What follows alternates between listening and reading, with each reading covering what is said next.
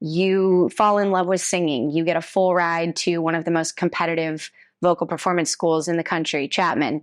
While there, you perform for the Prime Minister of Australia at the Sydney Opera House.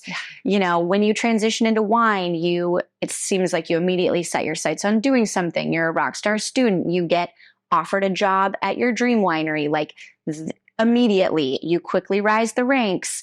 I always get a little bit emotional when I'm talking about this because it's the moment that shifted my life, right? And shifted my lens of saying, how can I fit into this world and what do I want it to look like? So this goes back to, sorry. Tissue brand chance. Okay. This goes back to my Anime family. When I first started, by the end of the summer, when I had started in 2015, right when harvest had started, I found out that my cancer came back. Today, our guest is Tiquette Bramlett, former opera singer, current wine rock star, and the first Black woman to ever run a US winery. Tiquette was named one of Wine Enthusiast's 40 Under 40 and one of USA Today's Women of the Year in 2023. She was also formative in the current NBA craze with wine, having helped Channing Frye to develop his brand Chosen Family Wines. I think you and I are both in the wine profession, and we know a lot of incredible people, regardless of gender in the industry. Right. But I don't think a spotlight gets shined frequently enough on the women. Yes. And women in general, like, yes, we can do anything a man can do, but we also have like special superpowers. And I think qualities that make us unique that we can and should be encouraged to bring to any profession, wine or otherwise. And I think so often, in order to quote unquote succeed in the man's, job market, we kind of tamp down maybe the things that are naturally like our more feminine aspects. And the idea for this podcast came because I was talking to Kelly Fox. I did a dinner with her recently, and you talk to male winemakers who have been doing it for years and years, and I've noticed that when you start asking them, what's your technique? How do you make these wines? They kind of give you their recipe. They're like, oh, I do this much oak, I do this much whole cluster. And I was talking to Kelly, and she was like, I don't really know how I made that wine. It just felt right. Right. And like you hear it from Maggie Harrison, and it's almost like people start trusting their intuition more. Women start trusting their intuition more. Yes. Whereas men tend to lean more analytical. Yeah. And so I just started asking women, like, what is it that kind of like gives you this superpower? And so that's where the idea for this came from. And I wanted to talk to women across the industry, and you're our first guest. Oh my God. So thank you for being here. Thanks for having me. And I guess I thought of the idea of kind of as an icebreaker, hearing a story from you and cracking open a bottle of wine that has some kind of significance for you. I love it. So would you tell us what you brought? Yeah. So I brought a Pinot Noir Blanc from Anime Vineyards made by Thomas Hausman. So this is the 2013. And the reason I brought this was because while I was getting my SOM certification, this was the first wine that pulled me to Oregon. And I really started falling in love, and like it quite literally transported me. Like I get chills talking about it because it put me in a different place. And I didn't know that was possible to experience when consuming alcohol, So for me, I really started to want to learn more about it. And my mom brought me up here to visit. I had the pleasure of meeting Thomas that day when I came in, and I knew that this was the person that I had to learn under. And after that, it was just, the rest was history. My mom asked me to finish my SOM certification. That was rule number 1. So I stayed in California and then came back up on a hope and a prayer that they were looking for somebody, and got to land here and watch him make that for the next 5 years that I was working there.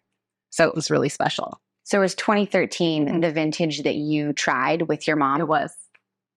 Yeah. And how long was it before you ended up back in Oregon working for them? 2 years later. Wow. Yeah. What was it about this wine? And you can if you want to taste it to refresh your memory, you totally can. What was it about this wine? Do you remember? So it was the layers to it. So just looking at it when it was first poured, it was the caramel tone to it.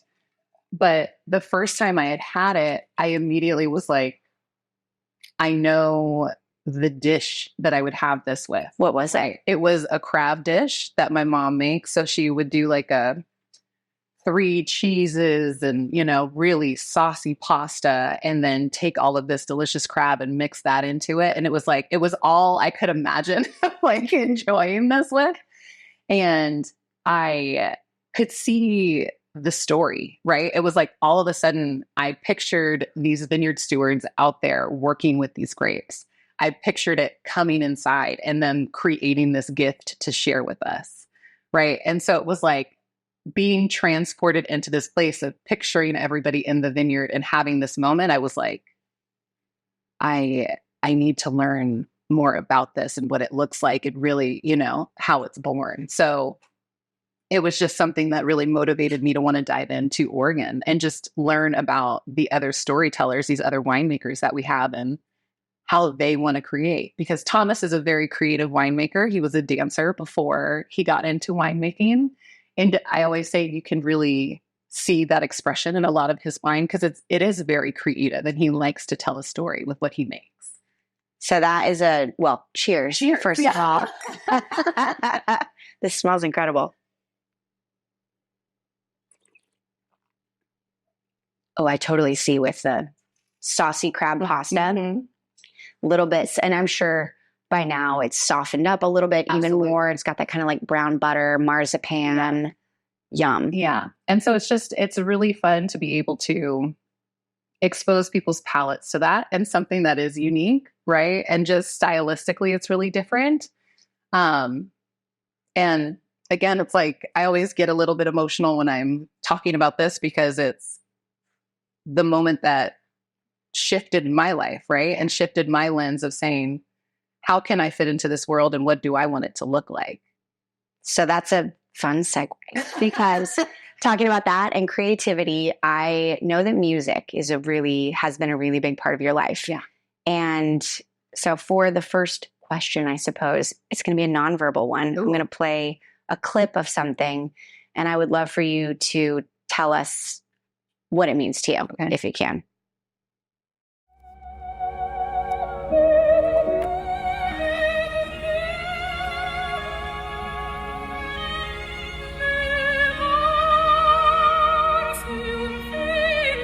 You know what this is?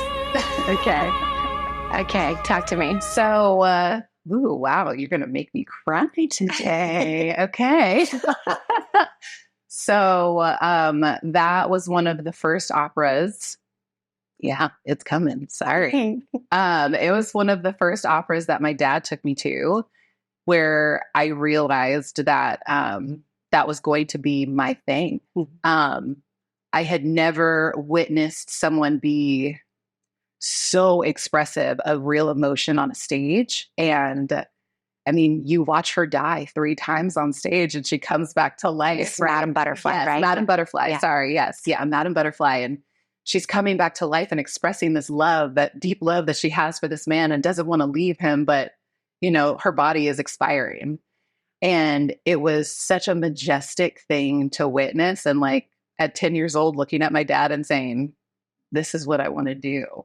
And it is what you did, right? What I did, yeah. So could you tell us a little bit about your first love singing and like what that journey was like? Yeah. However much you'd like to share. Yeah, I grew up in a household just surrounded by music. We listened to every genre under the sun. There was no limit. The first song I ever sang was actually by Patsy Cline.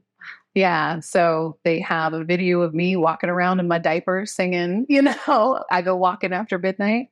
And I always loved music. It was a way for me to be able to express myself in a safe way, right? And just be able to expel that emotion that I was feeling at the time. Never thought that I was good at it. I thought everybody sings, right? I was like, that was always my thing. And in 6th grade, my teacher called my parents in for a conference and was like, so she can sing, right? And they were like, well, she's our daughter. Like, she can do anything, of course, And they're like, well, no, but she can actually sing. So you should get her trained now. And they got me in with a vocal coach. And I started training for opera because their belief was that that was the foundation for everything. I wanted to do more like jazz, zydeco, like that's what I had envisioned for myself. And my dad started taking me on daddy-daughter dates to the opera. And we were just he was just wanted to see what I would gravitate towards. And he took me to see Madame Butterfly. And it was like, that was the moment. One of the most phenomenal sopranos that I had ever had the privilege of seeing, and witnessing all of those people again on stage, creating this gift to give to the audience. Right. It was transformative for me. Well, and you touched on this, and I actually didn't know until recently that we kind of shared this background. So I grew up doing theater, and I was never a strong singer. If I did musicals, they would put me in the background and like drown my voice out with other people's. I was in the chorus. Yeah. And I can kind of psychoanalyze now as an adult, like, yes, the need to validate being able to emote, or the need to feel seen, or feel connected, which anyone who's ever done theater knows that connection is a massive part of it. Yeah. Have you tried to define for yourself, like, what was it for performance and for singing that was like you wanted and needed, or like loved so much about it? I think for me, it was really being able to express that emotion, as much of a family that welcomed it. We were a sports family. We were really competitive. My dad was a coach, right? So it was like, right now, your mission is to be competitive and accomplish this thing. So I need you to shut that part off and focus on winning. Yeah. Right. And so coming home, it was hard as a child separating the two, right? Because it was like, okay, well, what is the safe space to be able to emote this? And being able to be on stage, all of a sudden, it forced me to be in my body and be really present at all times, right? And saying like, if you're not emoting this, the audience does not register what you're trying to do. And I was very fortunate that I had a vocal coach that was always pushing me and saying like, I did not understand what you were trying to communicate to me at all. Try again. And so it's like, it really pushed me to be more expressive and be unafraid of being expressive. I think that was the biggest thing. How do you think, or has that informed now being in wine, like either the skills you developed or that need to express and emote? Do those needs get met in wine, do you find? Or did you learn some skills and superpowers in the arena of vocal performance that now like serve you in the wine field? Yeah. I think it definitely gave me some superpowers in terms of being able to read the room, right? And like just understanding what's happening in my space at the time and being present in that. But also, I think grounding the people around me of being like, it's not that serious. Like, we're going to be okay in this moment. If you stumble, take a beat and get back up, right? Like, it is okay if you miss that measure, because nobody else knows that you missed that note except for you. So as long as you don't show it, you're fine. That was always the biggest thing with my vocal coach, where she was like, because I would completely stop if I missed a measure or if I missed a note. And I was like, I don't know. And she was like, nobody else knew. Right. So it's good like skill to have in life. Yeah. And I think that has been my biggest thing of like, everything is fine. The ship is not sinking. Right. Like, if you trip, okay, you tripped. Like, but everything is going to keep going. Right. And so you have a team, especially if you have a team that can support you in that as well. Yeah. I mean, that's a very healthy mindset to have as a high achiever, which seems to me like you might be that. I mean, we'll do a proper introduction, I think, after the fact, but you have some inarguable success. Like, you fall in love with singing. You get a full ride to one of the most competitive vocal performance schools in the country, Chapman. While there, you perform for the Prime Minister of Australia at the Sydney Opera House. When you transition into wine, it seems like you immediately set your sights on doing something. You're a rock star student. You get offered a job at your dream winery, like immediately you quickly rise the ranks. Within a couple years, you're named the first Black woman in U.S. history to run a winery in the U.S., which we'll come back to that because that's not something to gloss over. Then you're named one of Wine Enthusiast's 40 Under 40 and one of USA Today's Women of the Year. Then you work with Channing Frye to develop this brand Chosen family, and it's formative in like the craze of NBA wine. It seems to me that you have a pretty big drive to succeed, whatever that means. And I'm wondering where that came from. Like, did you always have this insatiable drive to keep pushing yourself, or did it come from Coach Dad, or a little bit of both? I think it's a little bit of both.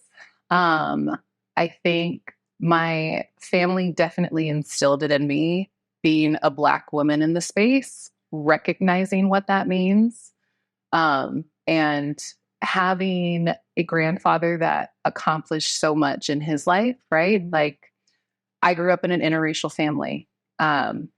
They came back to this country in a time where their marriage still wasn't recognized legally, right? A Black man bringing a Dutch white woman to the States, still wasn't okay in that time. And having to face those odds, but my grandfather saying he wanted a business of his own. He wanted to own something himself. And he became the first Black mechanical contractor in the state of California. Wow. Yeah. And so in my house, I grew up in a space where you can't say that you can't do it because I did. Right. So if you want it, figure it out. Yeah. Right. And like figure out how to push to get that. And, I think something that my parents will say I grew up with is I don't hear no very well. So, it's like I always say the first time you tell me no, like that's a soft yes. Like, like I'm going to come back and get the yes later. I just need to figure out what angle like we need to do or what negotiations we have to do to get to that place. And I think being open to having these conversations of saying like, well, what do you need it to look like, right? In order for us to get this yes and achieve the ultimate goal that we want to do. Do you remember yourself always being a dreamer as a kid? And the reason I ask is like this idea of, I'm curious for your thoughts on manifestation or the law of attraction, because someone could look at your life and be like, oh, she's really lucky. Like, wow, all these great things have happened to her. But the older I get, the more I firmly believe that like our life is a result of what we're focusing on and whether that's good or bad. Yeah. And so have you been intentional about that since you were young? Have you always set your sights on something and really dreamed about it? I think I became more intentional once I got diagnosed with cancer. Yeah. I think that was the big thing, because it was such a life transition where I was like, okay, this is the big thing, right? Yeah. So we're going to face that head on. So now anything else is going to be a breeze, right? Like that was really how I thought of it, of like, what is the thing that I want to do and how can I achieve that? And I really go into this place of building out the puzzle, right? And like bringing in the pieces and saying like, okay, who can I ask questions to that can nurture this and help me build up this thing that I'm curious about? Yeah. And that's where I think I've been really fortunate in my community, where I'm not afraid to ask the question if I don't know. Like I would hope that someone wouldn't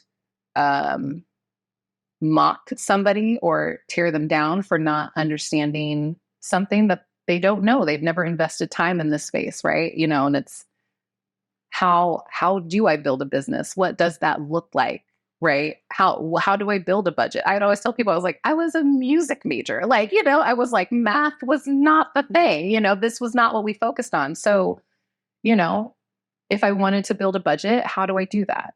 And just going and talking to different business leaders of what their budgets look like and how they chose to do this, and just understanding these little definitions, because I am hungry to learn, right? And it's like, I think that is unending what you can learn. Well, and I feel like that's such an incredible attitude to have, because I can see, I mean, I've felt this just as a woman in the man's world of wine, what has felt like that in the past, especially 10 years ago when I was, first running a wine program. I sometimes felt afraid to ask questions 100%. because I felt like already people aren't going to take me seriously. And if I show weakness or show that I don't know something. Yeah. And I mean, actually, could you tell us the story of getting hired at Enemy or getting offered that position? Because for me, I'm like, talk about manifestation. Yeah. Could you tell us that story? Yeah. So it was completely and totally the universe working in divine timing. Yeah. I came up here to visit a family friend, and I was like, I'm going to put my resume out to a couple of people. I'm going to ask around to see if anybody's looking for seasonal work. And you'd already tried that wine before. I had already tried this wine before. Yeah. And I was like, let's just see what happens. And I came up, my friend really wanted to take me to Screen Door because it was the staple brunch place to go to. And she dropped me off in line and she's like, hold our spot. I'm going to go park. By the time she got back, I was talking to a gentleman in line and we were talking it up so much. He was like, do you guys want to have breakfast together? So I was like, absolutely, yes.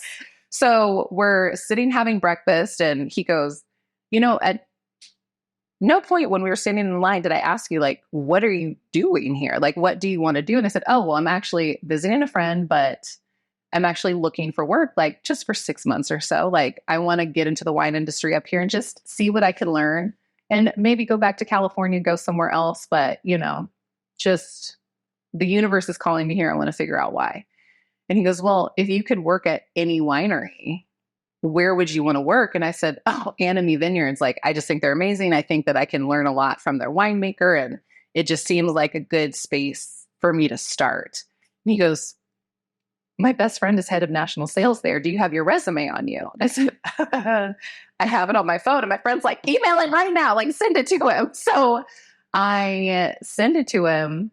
I get a phone call from their tasting room manager at the time saying, can you come in? We'd love to take you through a tasting. And I was like, great. I come in. He remembers me from when I came in 2 years prior with my mom.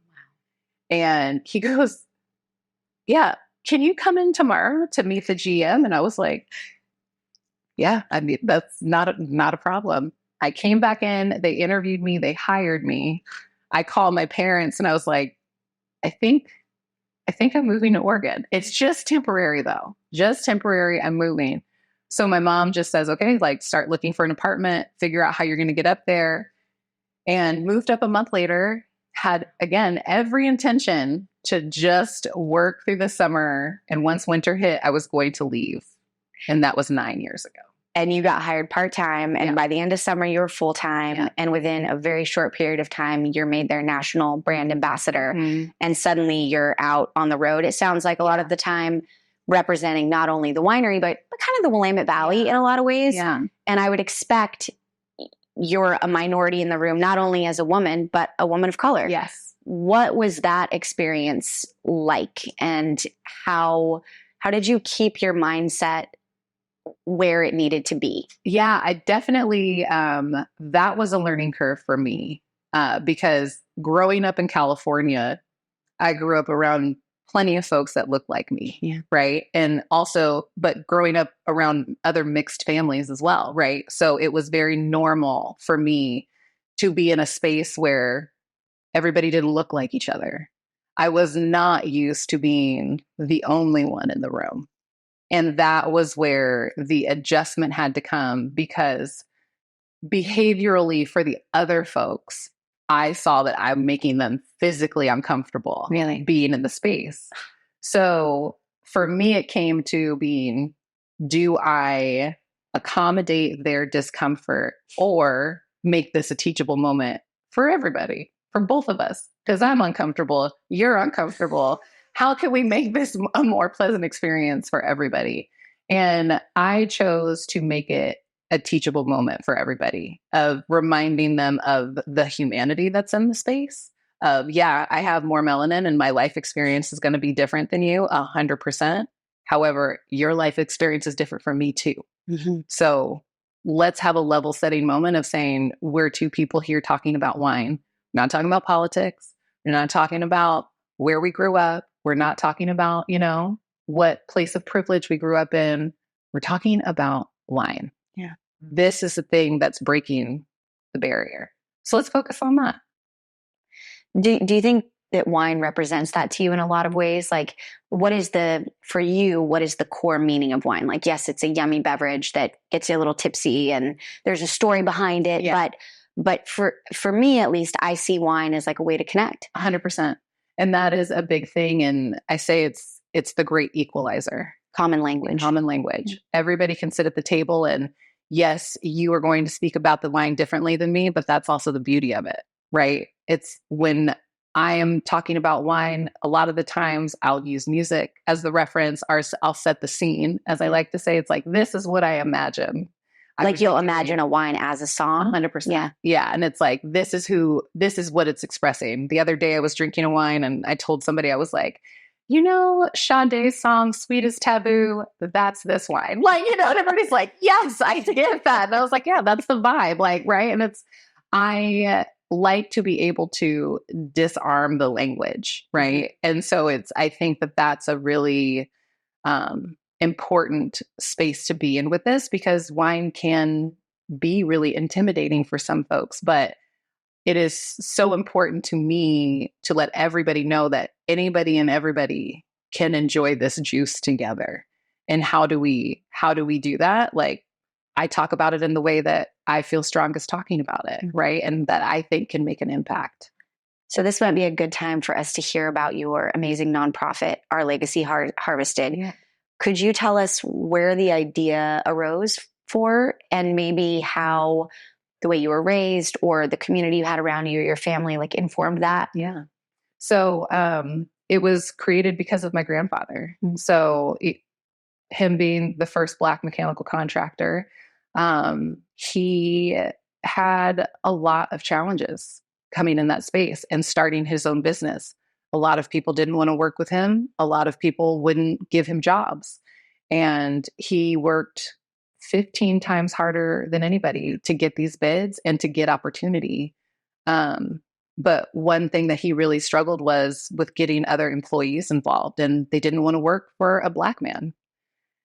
And so he started looking quite literally in the neighborhood, right? Of just like, who was curious, who wanted to learn how to be a foreman, because he could teach them and help them pay for their education, right? If they wanted to be a part of this, he can give them opportunity.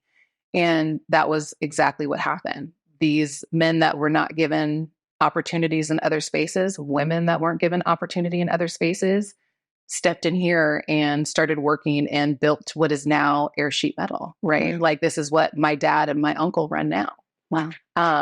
And a lot of these men that people didn't give a second look to because of their past, right, became, sorry, I'm going to start crying, became my uncles. Yeah. And when we were getting older and like really starting to process all of this, like, I would ask my grandfather, like, why did you do it this way? And he said, this is Our Legacy Harvested. And so that was something that always rung with me, of saying, like, whenever I have opportunity, I'm going to leverage that.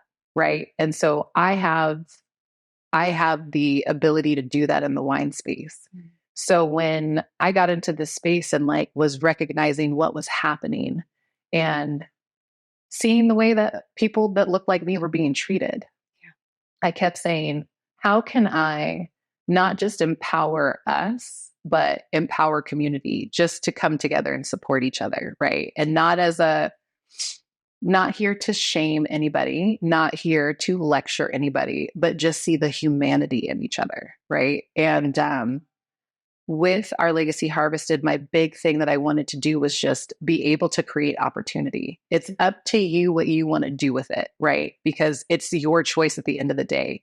Your will is not my own.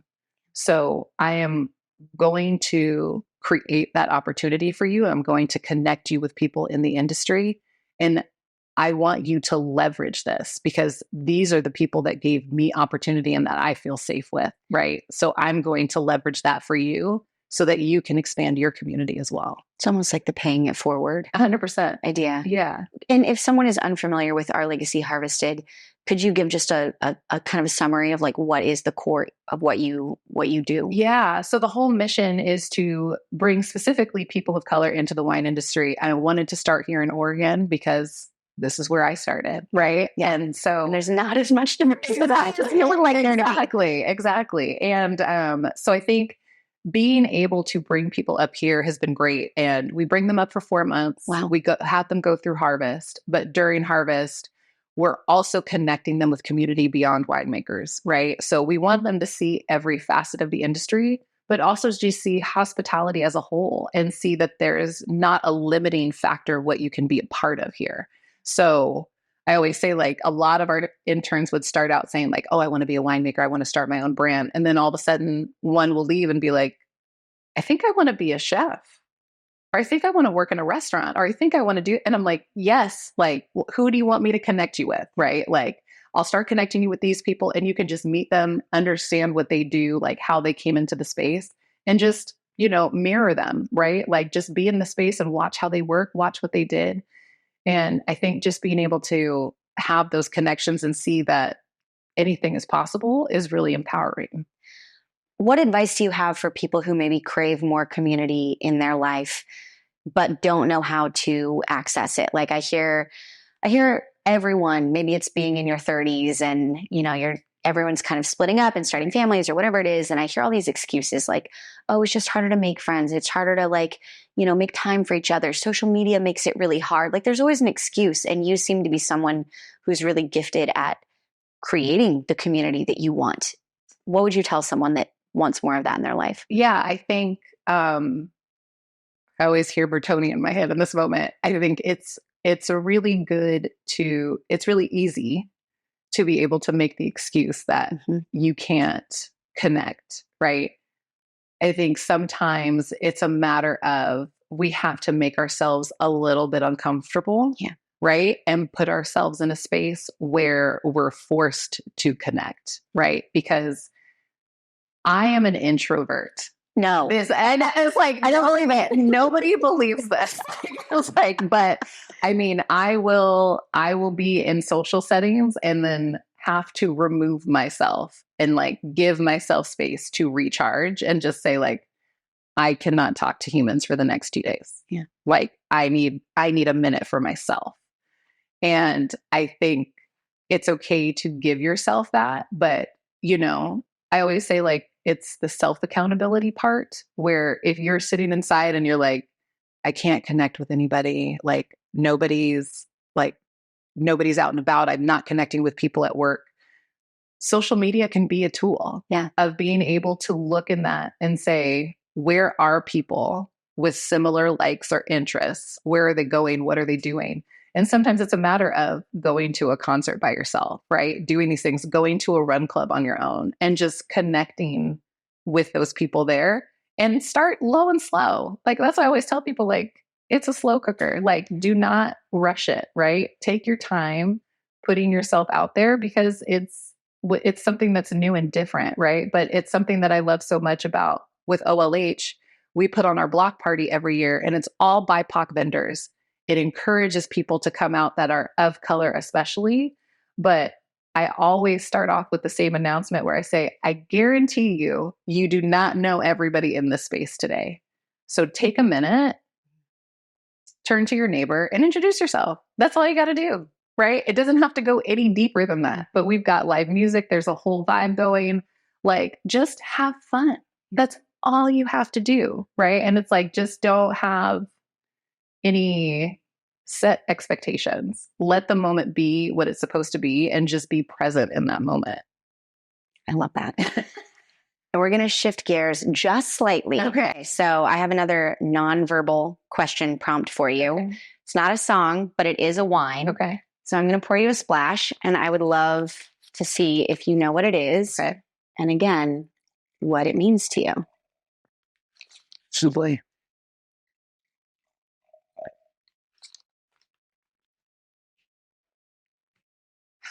It smells familiar. It was like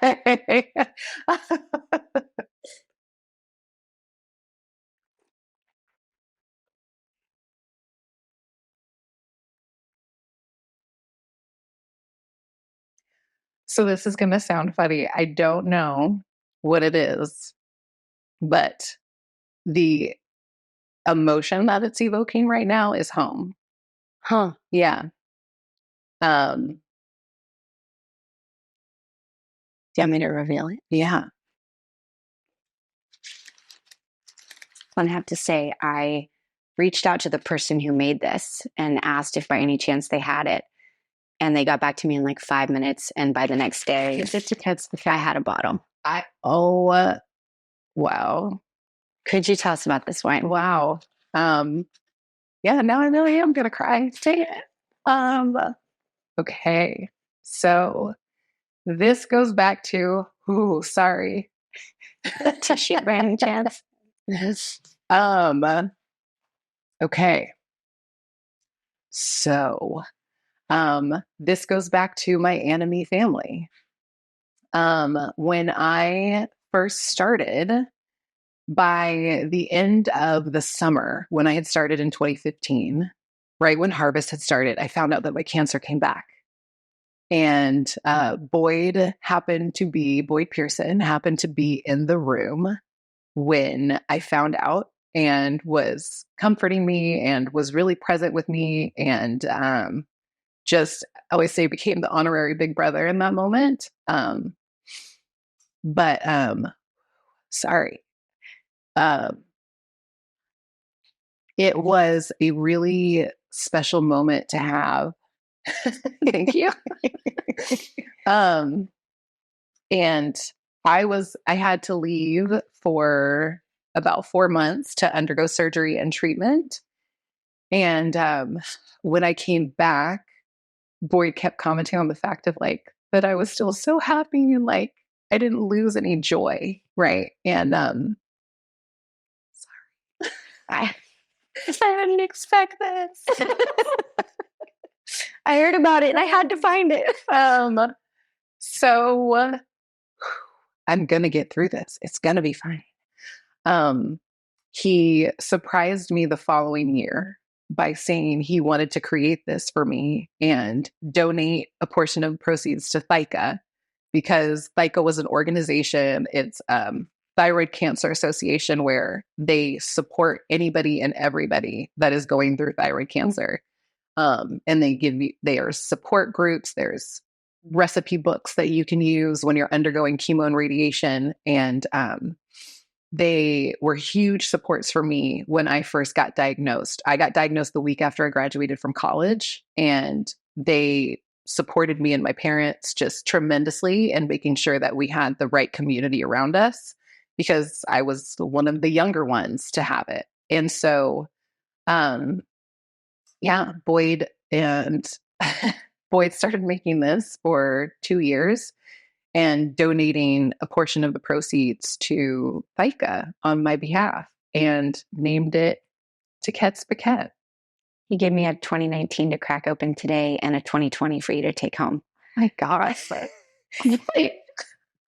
Well, and explored.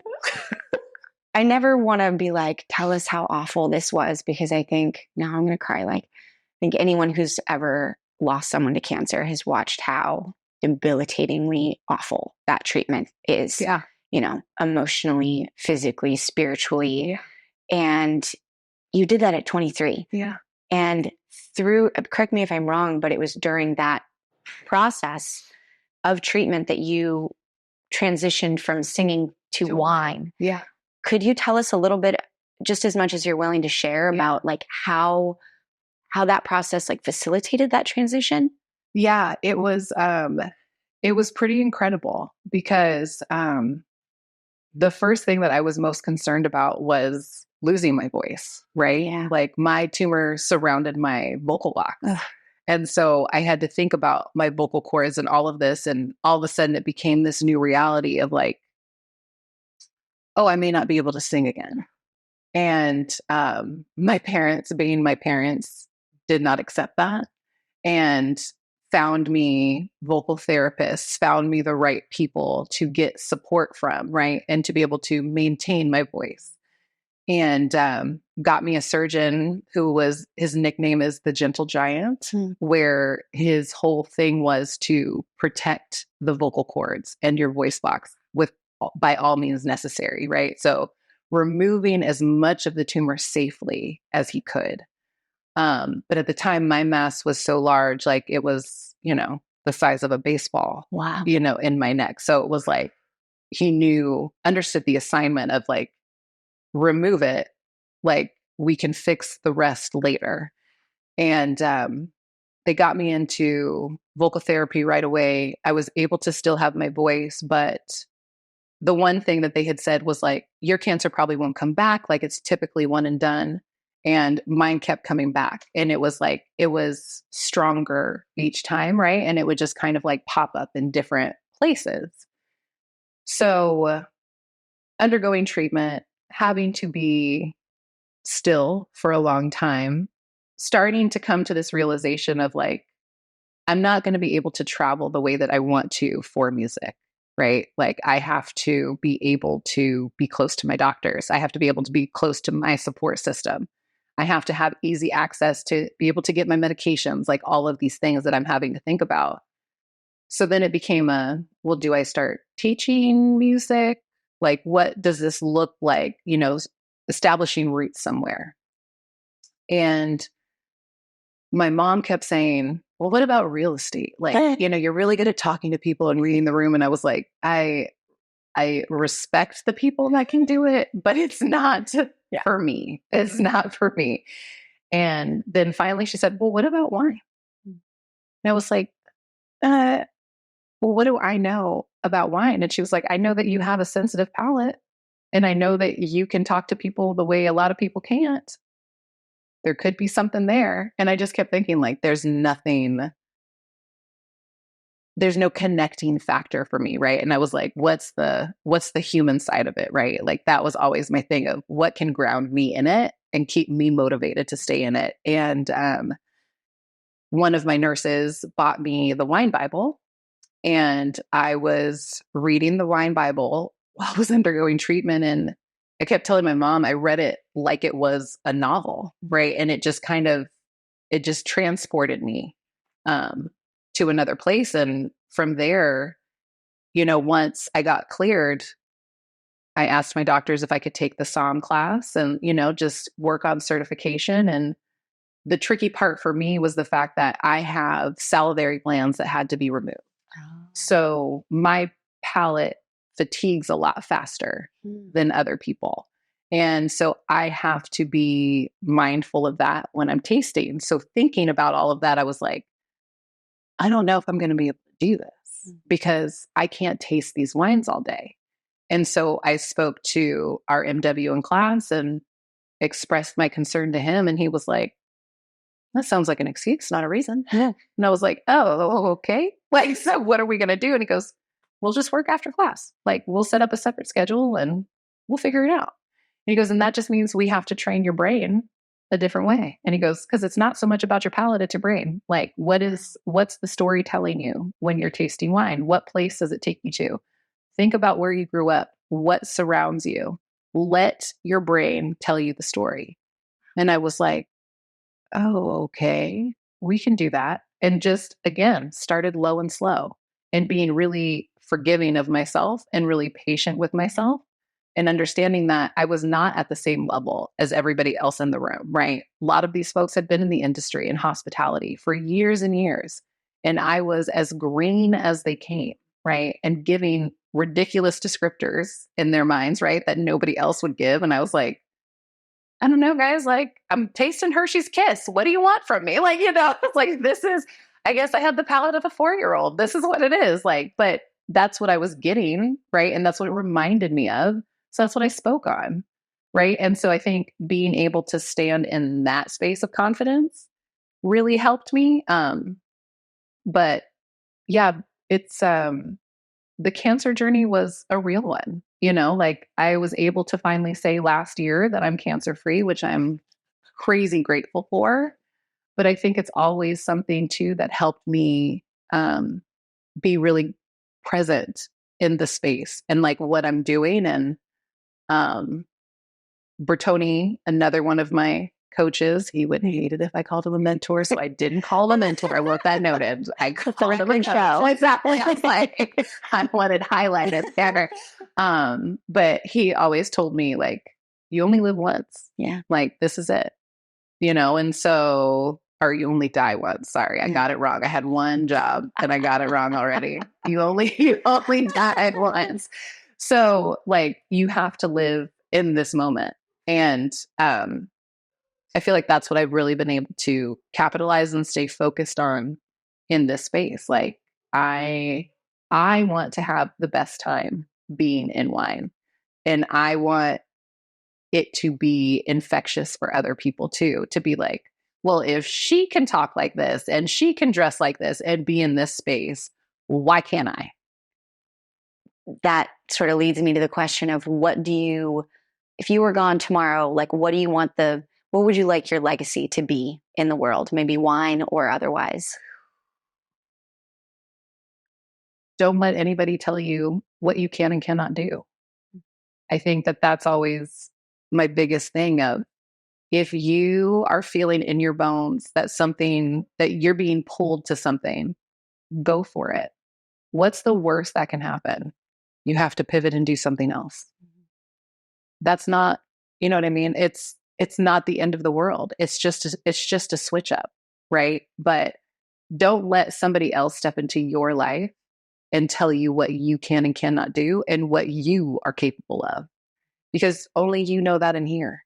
Mm-hmm. Right. And I think that that's the thing that we have to lie on, right? Because it's so easy to listen to what other people have to say about you. It's so easy to do that. But if we did that, imagine all of the leaders that we would miss out on experiencing. Mm-hmm. Imagine all of the amazing things in this space that we would miss out on because people are like, oh, well, they said I can't do it. Do it. Right? Like, we live in Nike country. Yeah. Like, just do it. Just wear the rubber shoes. Right. So what is next for you then? What is next? Oh, man. If there's anything you can share. Yeah. I will be able to share something shortly. Yeah. Yeah. But I am incredibly excited for what the future holds. This is the first time where I'm stepping into a space and really saying, like, I am ready to do my own thing and bring people along with me. And I'm really excited for that, for this next step. And I'm ready. I'm ready. And final question. Okay. I think we're about it ish. I'm like, I have no concept of time. I could ask you a million more questions. Okay. Well, I guess two final questions. One, tactically, for anyone listening or for women listening, I will listen to people get interviewed and I'll get so inspired and pumped up. And I'm like, I want to be like them. I want to change my life. But then on a tactical level, I'm like, what does that look like? Yeah. And I've heard you say that you block me time into your calendar. Is that right? That's sacred to you? Yes. Could you tell us what that, like, how often is that on your calendar? How long is it? Like, what do you do? Because I think so often self-care gets kind of this trite, like, oh, take a bubble bath and get a pedicure, which might work for some people. Yeah. But what are like the rituals that are sacred to you that allow you to do what you do? Yeah. So it took me a very long time to get into this space.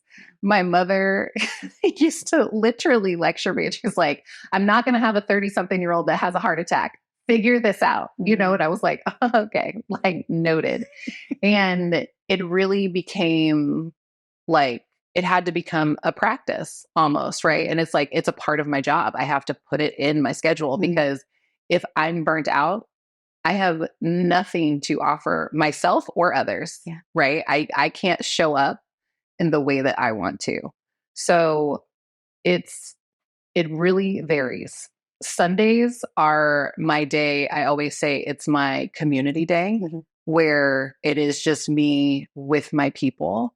And then I come home and it is trashy TV, right? I am laying on the couch. I've got my animals and we're just we're vibing. I'm not talking to anybody. We're just hanging out. And then every day I try to make a really conscious effort of saying, this is the time that I'm shutting down. And it looks different, where some nights I'm just reading. Yeah. I'm crawling into bed early and I'm opening that book and turning the lights down. Like, I'm setting that mood for myself. I'm doing the things that I need to get this body and this brain to just slow down. I make sure to schedule working out, right? Like moving my body on my own. I have like special playlists and stuff that I'll listen to, certain podcasts that I'll listen to that keep me laughing and keep me going while I'm doing the thing. But like taking a walk around my neighborhood and just being in nature in that moment, like it's really nice for me to do. Hanging out by the pool. Yep, that's been really nice. I'll be doing that later today, which I'm looking forward to. But being able to take that time and forgive yourself for taking time to decompress, right? Like, we as women especially feel very guilty for taking that time, because, you know, we need to be doing this. We see people doing this. Other people need things from us. Right. Yeah. They don't. It'll be okay. They'll be okay, right? They may feel that it's urgent. If the house is burning, then okay. Yeah. Like, but is it? It's not. Like, you know, like we can get to that in a couple hours and it'll still get resolved. Or we can get to it tomorrow. It'll still get resolved, right? But it's being able to calm our nervous system is the most important thing, because someone has to be able to show up in that space with a level head, right? Like, so if that person is going to be you, if you are the one that's leading that space, you have to be able to take that time for yourself and say, okay, I'm going to take what I need to calm my nervous system down and be able to show up as my best self for this team tomorrow, right? And you can say that that's the definition of selfishness, and in that aspect, I'm okay with it. I'm hearing self-compassion 100%. and intuition, the intuition to know, to hear what your body needs, trust it, and then meet those needs. Yeah. And speak on it. You know what I mean? Like, if it is okay to tell somebody that you can't do that for them in this moment, but let's circle back on it tomorrow. Like, schedule that time in with them and let them know that you see them and saying, like, I will do this for you. Yeah. If it's something you want to do. 100%. Yeah. 100%. Yeah. Are there any other superpowers? This is really the last question, but intuition, self-compassion, is there anything else that you feel like as a woman you uniquely bring to the table and allows you to just shine?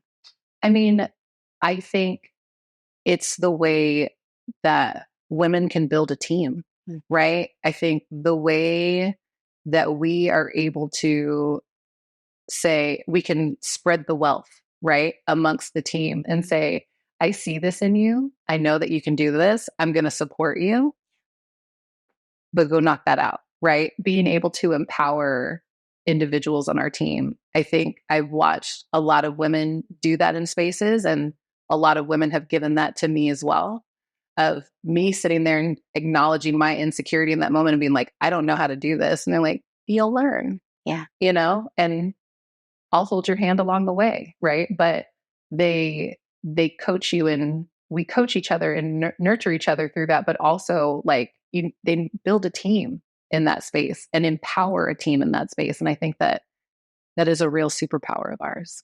I couldn't help but notice your whole team of Our Legacy Harvested. I can't help but notice. Yeah. Let me try that again. But your whole team at Our Legacy Harvested is all women. Yeah. Was that intentional, or was that just like who you vibed with? It's really who I vibed with, you know? And it's like, again, a bunch of badass women that love to lead, right? And like being in that space and knowing that we can turn the keys over to each other and don't have to worry, right? And so I think it's great. Like, we brought on a dude. We brought on Marcos, and Marcos is great. He's amazing. And he's been such a great fit in the space and helping us, utilize and make sure to leverage the block party to be what it's supposed to be, and making sure that we're leveraging community and talking and highlighting community in the right way. And it's been really funny because, it's like we'll sit in these spaces and it's like all of these women in Marcos, we're like, hey, have fun with us. He's like, I'm having a great time. But it's just, I love always saying, like, just watching the web go out, from women and seeing how far our reach is in spaces. Tiquette, thank you so much. Thank you for being here and being our inaugural guest here on this journey. I can't think of a better way to start the conversation. If people want to follow along on your journey and see what's coming next for you, how do they stay in touch with you? And social, email list, anything you want to direct people towards? Yeah, they can head over to my Instagram and just follow me, really easy, at my name, Tiquette Bramlett. And then also follow along with Our Legacy Harvested. Follow our IG there. You can head to our website there. If you have any questions, we have our email on there as well. It's just ourlegacyharvested@gmail.com. There's links to support there as well. Right? All links to support. And then just learn about the journeys of what's going on and what we're going to be doing this year. With OLH, we're going to be focusing a lot more on bringing in Pacific Northwest community. Cool. So like figuring out different projects and things like that, of doing different field trips around the area and stuff like that. So yeah, it's going to be fun. Well, thank you for inspiring all of us. Thank you for being here. Tears, wine, all of the above. All the things today. Yeah. Cheers. Thank you so much.